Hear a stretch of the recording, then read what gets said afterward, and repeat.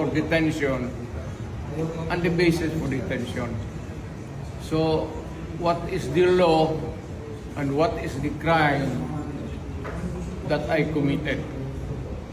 To me now, the legal basis for my being here, as apparently I was brought here not of my own volition. It's somebody else's. Kung hindi ibang tao, ikaw siguro, because this is your structure.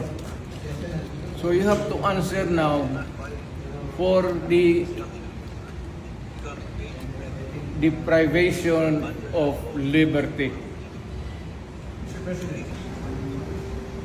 Pagdating sa trial dyan, tatawagin kita sa witness stand.